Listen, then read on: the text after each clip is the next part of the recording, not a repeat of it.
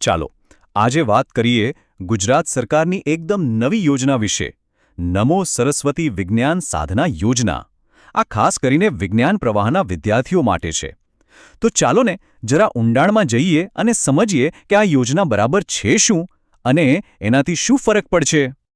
એક સવાલ, શું થાય જો વિજ્ઞાન પ્રવાહમાં ભણવા માટે વિદ્યાર્થીઓને પ્રોત્સાહન મળે અને એ પણ સીધી આર્થિક મદદના રૂપમાં? બસ કંઈક આવો જ વિચાર લઈને ગુજરાત સરકાર આ યોજના લાવી છે। અને હા, આ કોઈ નાની સૂની રકમની વાત નથી થઈ રહી। આ યોજના હેઠળ વિજ્ઞાન પ્રવાહના વિદ્યાર્થીઓને ખરેખર એક મોટી આર્થિક મદદ મળવાની છે। તો ચાલો સૌથી પહેલાં એ જ સમજી લઈએ કે આ યોજના આખરે છે શું। જુઓ, આ યોજનાનું નામ છે નમો સરસ્વતી વિજ્ઞાન સાધના યોજના। ગુજરાત સરકારે આને ખાસ ધોરણ 11 અને 12માં જે વિદ્યાર્થીઓ સાયન્સ પસંદ કરે છે એમને આર્થિક સહાય આપવા માટે બનાવી છે।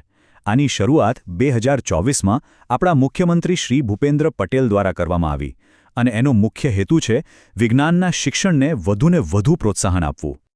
પણ સવાલ એ થાય કે સરકાર આ પૈસા આપી કેમ રહી છે? આની પાછળ કોઈક તો હેતુ હશે, બરાબર ને? તો ચાલો જોઈએ કે આ યોજનાનો મુખ્ય ઉદ્દેશ શું છે। જુઓ, આના 4 મુખ્ય કારણો છે। પહેલું તો એ કે વિદ્યાર્થીઓને વિજ્ઞાનના વિષયોમાં વધારે રસ જાગે। બીજું, જેને આપણે સ્ટેમ કહીએ છીએ એટલે કે સાયન્સ, ટેકનોલોજી, એન્જિનિયરિંગ અને મેથ્સ એ શિક્ષણને પ્રોત્સાહન મળે।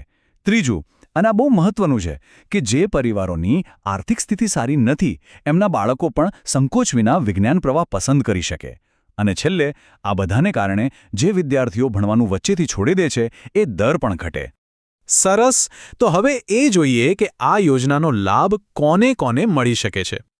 આ યોજનાનો લાભ ધોરણ 11 અને 12ના વિજ્ઞાન પ્રવાહના તમામ વિદ્યાર્થીઓને મળશે। અને સારી વાત એ છે કે એનાથી કોઈ ફરક નથી પડતો કે કોઈ સરકારી શાળામાં ભણે છે, ગ્રાન્ટ ઇન એડ એટલે કે અનુદાનિત શાળામાં ભણે છે કે પછી કોઈ પ્રાઇવેટ શાળામાં, બધા જ પાત્ર છે। અને આ આંકડો નાનો નથી। એક અંદાજ મુજબ 2 લાખ કરતાં પણ વધારે વિદ્યાર્થીઓને આ યોજનાનો સીધો ફાયદો થશે। વિચારો, 2 લાખથી પણ વધુ। ઓકે, તો હવે સૌથી મહત્વના સવાલ પર આવીએ, આખરે આર્થિક મદદ મળશે કેટલી? સરકાર આ સહાય 2 વર્ષમાં આપશે, એટલે કે ધોરણ 11 અને ધોરણ 12 આ બંને વર્ષો દરમિયાન। જો ધોરણ 11માં મળશે 10,000 રૂપિયા અને પછી ધોરણ 12માં મળશે બીજા 15,000 રૂપિયા, એટલે કે કુલ મળીને થયા 25,000 રૂપિયા। આટલી રકમ દરેક પાત્ર વિદ્યાર્થીને 2 વર્ષમાં મળશે। ચાલો હવે એ પણ જાણી લઈએ કે આ સહાયની રકમ મળશે કઈ રીતે। આખી પ્રક્રિયા એકદમ સરળ અને પારદર્શક રાખવામાં આવી છે। સરકાર આ પૈસા ડાયરેક્ટ બેનિફિટ ટ્રાન્સફર એટલે કે ડીબીટી દ્વારા મોકલશે। આનો મતલબ એ છે કે પાત્ર વિદ્યાર્થીની ઓળખ થયા પછી પૈસા એકદમ સીધા એમના બેંક ખાતામાં જમા થઈ જશે। કોઈ વચેટિયા નહીં, કોઈ મુશ્કેલી નહીં। તો ચાલો આખી વાતને ફટાફટ એકવાર ફરીથી જોઈ લઈએ। મુખ્ય મુદ્દાઓ શું છે? યોજનાની શરૂઆત થઈ 2024માં, રાજ્ય છે ગુજરાત।